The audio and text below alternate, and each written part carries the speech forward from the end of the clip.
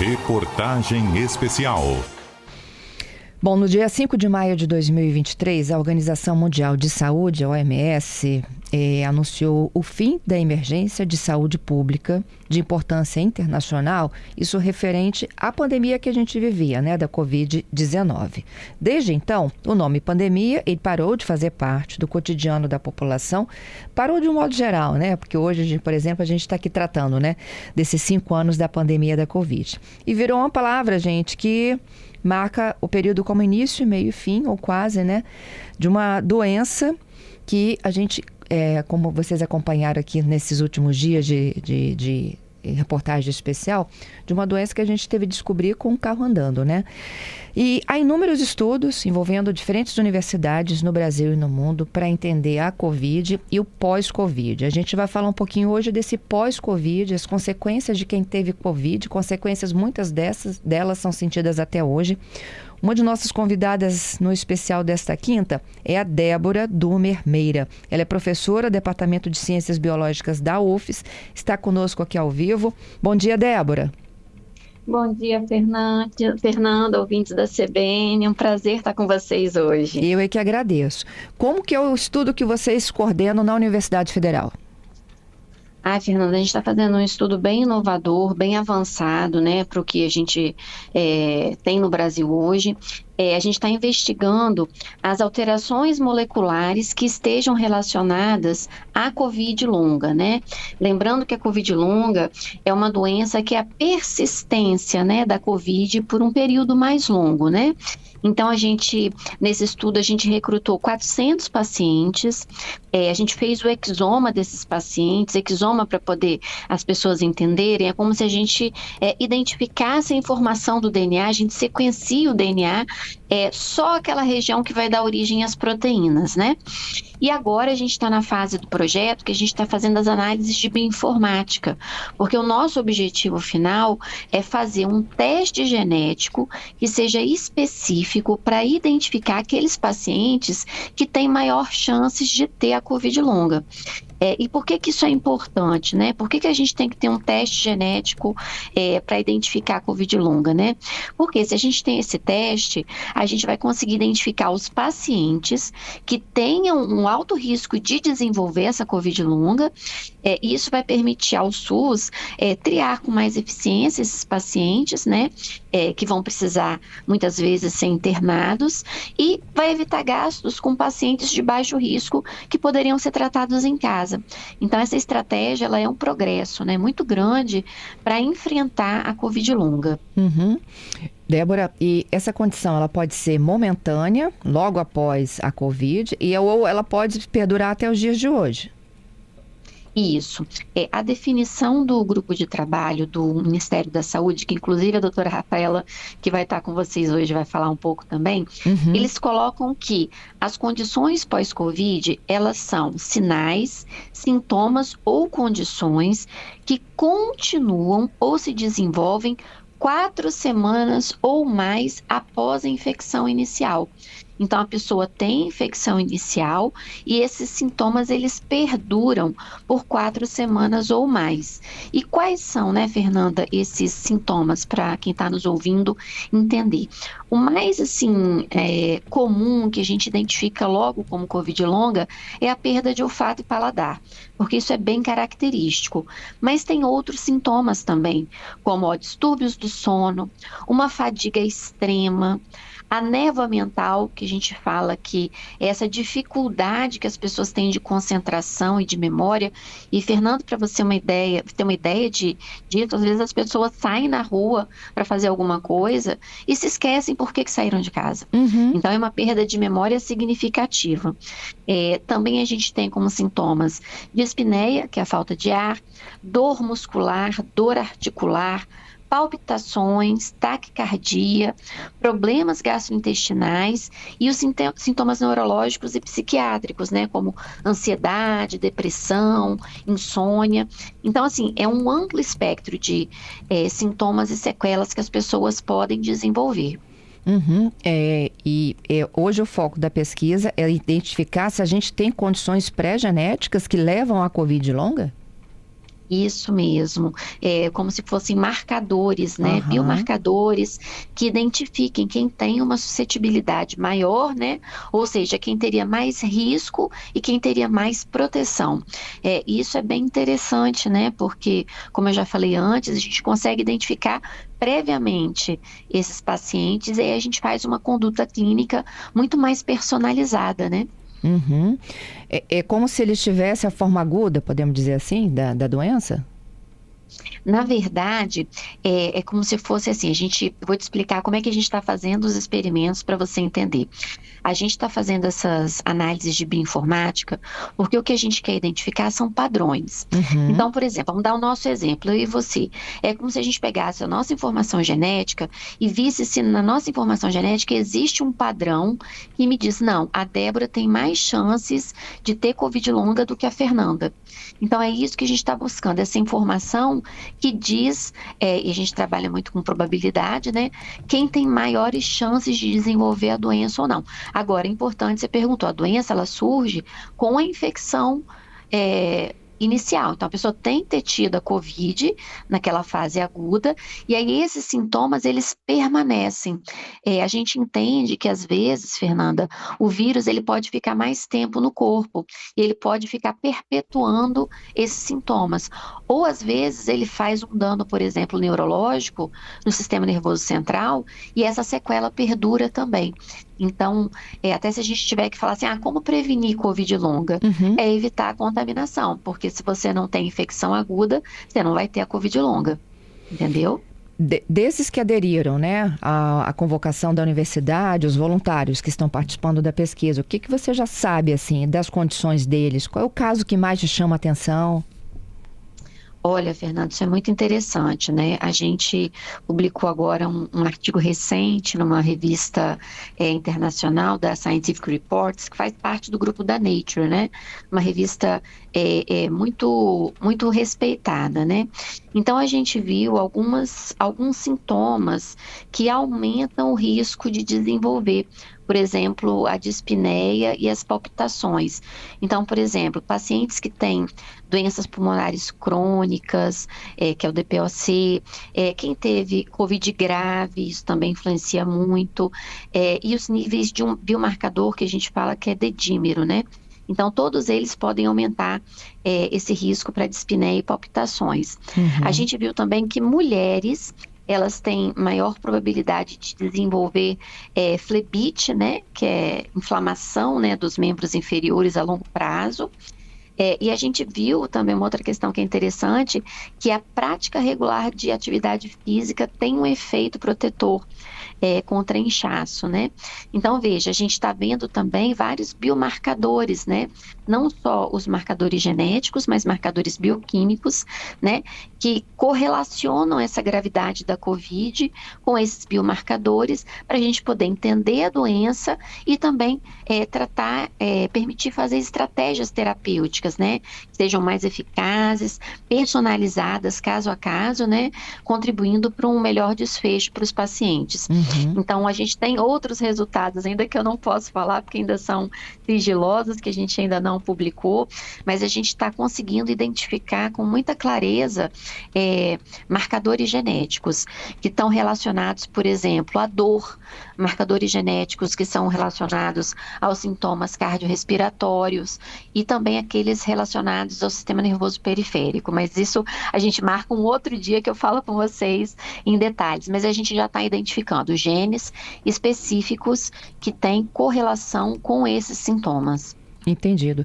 Débora, e aí, olha só, a partir dessas constatações, quando vocês pegarem um paciente com COVID, né, vocês já vão ter a pesquisa genética. Isso. E dali vocês já vão saber do grau de evolução dele para todas essas, né, esses marcadores novos aí. Isso, muito importante essa pergunta, né? A gente faz, Fernando, um questionário de 13 páginas com cada paciente. Então, os pacientes vêm para a gente faz a coleta do sangue para poder fazer os exames genéticos e, ao mesmo tempo, a gente faz um questionário que a gente pergunta tudo, todos os sintomas, qual foi a duração, se foi vacinado ou não, porque a vacinação é um outro fator que é muito importante. A gente já viu que as pessoas vacinadas têm menor chance de desenvolver a Covid longa. E até acho importante a gente falar aqui, tem circulado um vídeo que fala que boa parte dos sintomas que as pessoas estão tendo hoje são relacionados à vacina. Aham. E a gente tem que esclarecer que não, que podemos ter alguns pacientes que tiveram reação à vacina, podemos, mas a maior parte desses sintomas que a gente observa hoje, como essa perpetuação da Covid, é Covid longa ou condições pós-Covid, e são coisas diferentes, né? E, inclusive, a gente já viu que a vacina, ela protege contra a Covid longa. Então, as pessoas também têm que estar esclarecidas nesse sentido. E que a vacina evita que eles agravem o quadro da Covid, né? Exatamente, exatamente. Qual é a expectativa de vocês de conclusão desses estudos, divulgação dos últimos dados? Olha, a gente até falando aqui, eu vou falar, tem um livro que está disponível, quem quiser saber mais sobre o assunto, a gente fez um livro chamado Além da Pandemia, que é Desvendando a Covid longa e suas múltiplas facetas. Está no nosso site, que é o site do NGHM, que é o Núcleo de Genética Humana e Molecular da UFES, que é nግhm.ufes.br. Todas as nossas publicações a gente coloca lá. E a gente tem o prazo, Fernanda, de até dia 31 de maio, finalizar todos esses estudos iniciais, e a gente ainda esse ano vai ter uma publicação resumindo todos esses achados principais que a gente está tendo, né? Então eu acredito que até no máximo metade do ano a gente já tem aí um artigo novo que vai compilar todos esses achados relacionados a essa parte genética específica, né, desses biomarcadores. Excelente, Débora. Te agradeço muito, viu, pela gentileza e participação. Eu que agradeço muito a você, querida. Bom dia. Bom dia. Eu vou continuar no assunto especial 5 anos da pandemia da Covid-19. A minha convidada de agora é a Rafaela Fortini. Ela é pesquisadora da Fiocruz em Minas Gerais. Também trabalha com as consequências da Covid. Olá, Rafaela. Bom dia. Bom dia, Fernanda. Um prazer estar aqui com vocês hoje. Eu que agradeço. Há pouco a gente conversava com a Débora, pesquisadora da Universidade Federal do Espírito Santo, falou dos voluntários, né, que estão tentando identificar marcadores genéticos que levam à Covid longa. Como que é o seu trabalho aí na Fiocruz? Bom, nós estamos acompanhando, já tem, na verdade, desde o início da pandemia, desde 2020, né, quando a gente começou a identificar que várias pessoas relataram uma continuidade de sintomas ou novas sequelas, novos sintomas a partir da recuperação da Covid-19. Então, desde esse tempo, a gente está monitorando essas pessoas e seguimos nesse monitoramento. Num primeiro momento, nosso objetivo principal era entender se aquilo era, de fato, uma condição vinda da Covid-19, qual que era a questão epidemiológica, quantas pessoas, né, em média, podem estar sofrendo com essas condições. Então, hoje nós temos muito claro esse entendimento epidemiológico, sabemos que as condições elas acontecem entre 30% a 50% das pessoas que se recuperam da Covid-19, então é um número bastante expressivo. E hoje, além dessa identificação, nós caminhamos junto ao Ministério da Saúde, às secretarias municipais e estaduais, fazendo um monitoramento mais detalhado e a longo prazo dessas pessoas que sofrem com essas condições pós-Covid, para podermos entender a questão, a relação, né? Porque a fisiopatologia mesmo, por que essas condições acontecem? Elas têm de fato uma relação com o vírus? É o vírus que causa essas condições? Por que elas duram tanto tempo? E qual que é a melhor forma de fazer um diagnóstico assertivo e o tratamento direcionado para que essas pessoas possam voltar a ter a qualidade de vida que elas tinham antes da infecção? Uhum. Quais são as consequências mais presentes aí nos seus estudos? Sem dúvida nenhuma, a grande maioria dos casos, que chega a 49% dos casos de quem tem condições pós-Covid, são as infecções neurológicas ou neuropsiquiátricas, então aquelas que envolvem comprometimento de memória, dores de cabeça persistente, dificuldade de concentração, distúrbios de ansiedade, alteração no sono, entre outras questões relacionadas aí às questões de saúde mental. Inclusive ansiedade como pós-Covid?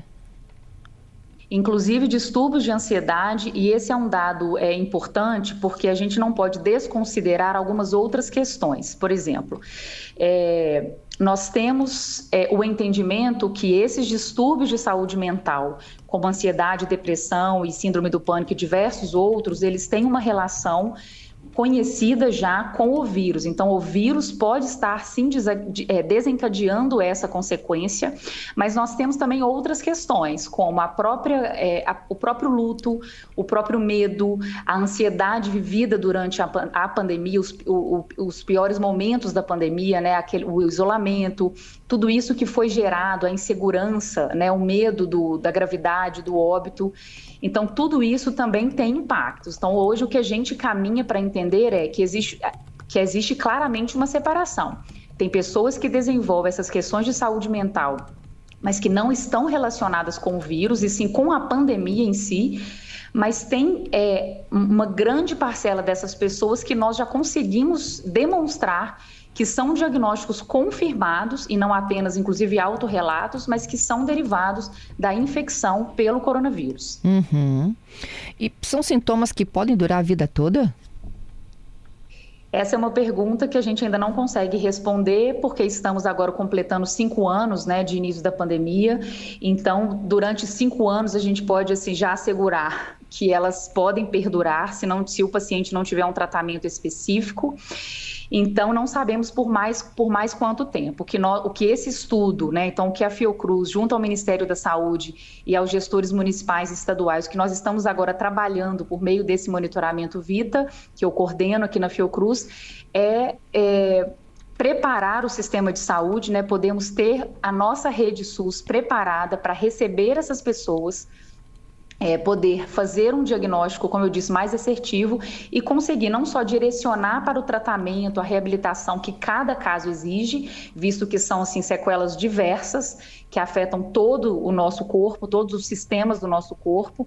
Então, ter o tratamento diferencial aí para cada uma dessas necessidades, mas, além disso, poder fazer essa vigilância, né, para a gente poder entender, olha, os tratamentos estão sendo efetivos, por quanto tempo eles estão sendo necessários, e nós estamos tendo cura, uma evolução positiva, né, dessas sequelas. Então, isso é o grande objetivo que nós temos nesse momento com relação a esse monitoramento. E as sequelas existem independentemente da forma, leve, moderada, grave? Independente, né, no início a gente acreditava, né, imaginávamos que formas graves ou mesmo moderadas poderiam ser aquelas que iriam desencadear essas condições, mas hoje nós temos um entendimento bastante claro que não há essa relação. Uhum. Qualquer forma de Covid-19, seja grave, moderada, leve, onde os pacientes se recuperam em casa, ou mesmo assintomáticas, quando tem um diagnóstico ali confirmado, nós conseguimos identificar que ela existiu, apesar de assintomática, todas elas podem causar essas condições. Inclusive, hoje, nós temos uma grande parte, né, da nossa população vacinada, o que é um ponto muito positivo, e por causa disso, hoje o que a gente vê é um número de casos de infecções leves muito maior do que de outras de maior gravidade, né? Uhum. Então, a gente entende hoje o cenário de que em torno de 75% dessas condições pós-Covid estão sendo derivadas de infecções leves. Graças à vacina, né? O leve. Graças à vacina, e até um ponto importante de colocar. Algo que a gente também já conhece, que nós vimos aqui internamente na Fiocruz e em outros estudos pelo mundo afora, é que as vacinas reduzem o risco de desenvolver essas condições pós-Covid. Então, na faixa de 30 vezes a redução no risco de adoecimento crônico pós-Covid. Ouvinte nosso aqui para finalizar, dizendo: até hoje eu tenho problemas de memória, que é a névoa, né, que vocês citaram. A Débora também citou aqui. Isso, esse é um problema bastante comum, está entre os mais altos relatos, e o que nós vemos é que, apesar de que muitas pessoas acham que isso pode não ter relação com o vírus, a gente vê que ela tem relação sim. Então, a gente hoje caminha para entender esse processo fisiopatológico, quer dizer, como a partir da entrada daquele vírus no organismo, nós chegamos a ter, né, toda uma via bem clara e estabelecida para a formação dessa sequela. E é isso, assim, então, assim, a gente parte no primeiro momento, e isso é muito importante, em ouvir esses pacientes. Então, há um autorrelato. A pessoa tem uma autopercepção, uma autoavaliação de que ela tem mais esquecimento ou mais dificuldade de concentração, por exemplo. Então, quando a gente parte utilizando aí as ferramentas profissionais, o uso dos profissionais, neuropsicólogos, médicos, enfermeiros, enfim, uma equipe multiprofissional para fazer esse diagnóstico, nós vemos que mais de 20% desses casos de autorrelatos, eles se confirmam em diagnóstico mesmo e eles têm uma relação, sim, com o vírus. Então, é importante que as pessoas entendam que isso é uma realidade, isso é verdade, isso é real, não é algo que só parece, né, mas que é real. E é importante que as pessoas que estão tendo uma redução na sua qualidade de vida, uma dificuldade mesmo de trabalho, de escola, de concentração e que está afetando a sua rotina de vida, ela procure um atendimento profissional, seja dentro da rede ou na rede privada, mas para que ela possa ter um direcionamento para que ela possa evoluir positivamente e finalizar essa sequela. Uma pergunta boa aqui da audiência, do Gerson, né? Tive Covid, ainda na época da pandemia. Como posso saber se tenho Covid longa? É um exame clínico? É um exame de sangue? Como é que é? Essa é uma boa pergunta. Hoje nós não temos um diagnóstico padrão único que vai dar essa certeza, né? Então, considerando que são muitas as sequelas, e aqui a gente citou algumas de saúde mental, mas a gente tem várias outras, como perda de cabelo, edemas, aumento de frequência cardíaca, aumento de pressão arterial, aparecimento de varizes, trombose, enfim, são tão diversas e podem acometer todo o nosso corpo que é necessário hoje. Primeiro, a avaliação clínica. Então, assim, um médico precisa fazer uma avaliação geral desse paciente, considerando que ele já teve a Covid. E, além disso, direcionar para aquelas queixas específicas que o paciente venha a demonstrar ou alterações nesse exame clínico que o médico identificar para diagnósticos direcionados. Então, a parte de saúde mental, ela precisa ser avaliada para diagnósticos específicos. Nós temos imagem, outros padrões de diagnóstico, exame de sangue, entre outros. Outras sequelas, outras condições vão exigir outros exames laboratoriais. Então, assim, o Ministério da Saúde hoje está trabalhando numa construção de um guia de manejo que vai ser referencial para que todos os profissionais de saúde possam utilizar, tendo uma condição, um direcionamento único, né? Uma condução desse paciente unificada, e isso vai permitir que esse diagnóstico seja mais assertivo, independente de qual profissional seja, de qual região do Brasil isso aconteça. A outra pergunta é a do Hélio, e ele diz o seguinte: eu acredito, se peguei, eu era assintomático. Hoje ele está com 50 anos e enfrenta um problema sério de memória.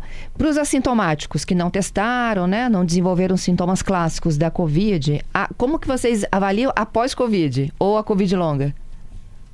Exatamente da mesma forma, se a gente não tem como ter uma certeza absoluta se teve a Covid, ainda assim é feito um rastreamento. Então, assim, a ciência tem buscado hoje fazer formas mais diretas de correlacionar com o vírus. Então, por exemplo, existe hoje uma busca por reservatórios do vírus, seja na parte de fragmentos desse vírus, de componentes desse vírus que fiquem em tecidos, ou, né, nos órgãos, ou que fique circulante. Então, nós já temos essa identificação que mostra que essa presença constante de partes desse vírus, ainda que em pequena quantidade, estimula, né, o organismo a manter a ocorrência dessas sequelas por longo tempo.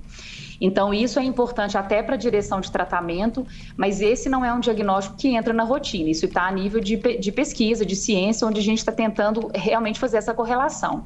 Então, no caso da pessoa que possivelmente foi assintomática, possivelmente teve uma Covid e sente algo que ela acredita que pode ser classificado aí como uma condição pós-Covid, ela vai procurar o mesmo atendimento. E da mesma forma que eu respondi ao Gerson, o médico vai precisar direcionar para exames específicos com base aí na queixa desse paciente. Excelente. Rafaela, te agradeço também pela participação, hein? Muito obrigada. Eu que agradeço, um ótimo dia para todos.